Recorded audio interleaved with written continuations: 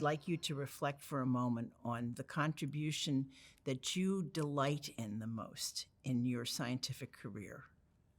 Perhaps I should mention the CRISPR system. Yes. I will not explain that acronym. It gets a bit hairy. That's fine. But what, on the other hand, what CRISPR is widely known, because this is known as the new methodology for genome engineering and editing, which is far more orders of magnitude more efficient and fast than previously available ones. But in biology itself, this is something also of great interest, because CRISPR is an adaptive immunity system in microbes, in bacteria.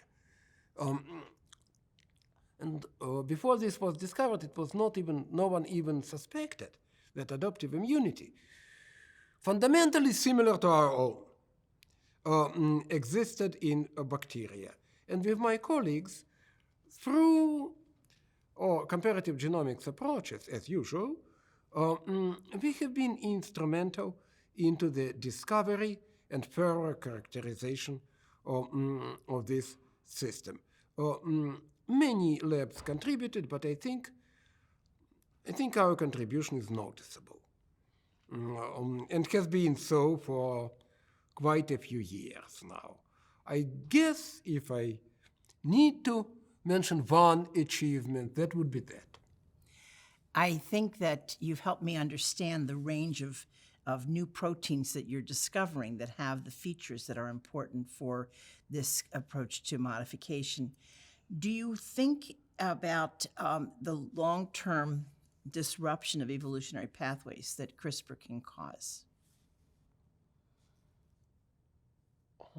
Do you mean the practical application of CRISPR, or?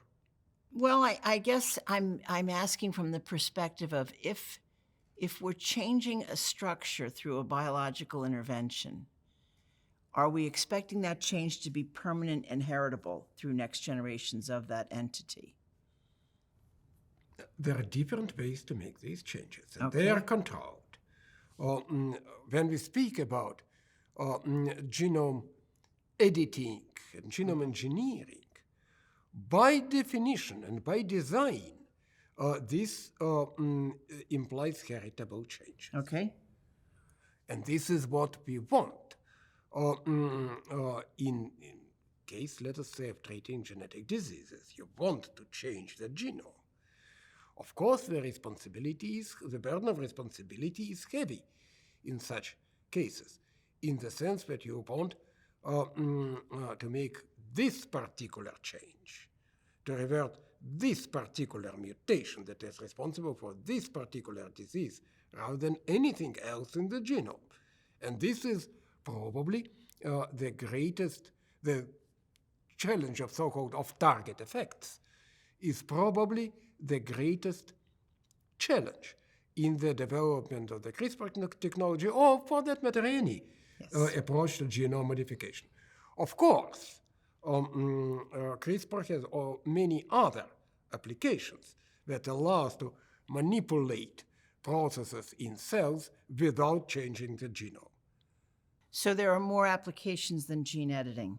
There are far more applications than gene editing. And those help in understanding basic biology, those help in creating novel environments? These certainly help understanding basic biology, but they also help manipulating the functions of cells in a desirable way, and can even have therapeutic applications, just not heritable ones. I see. It can change transiently the way cancer cells function and contribute to therapy.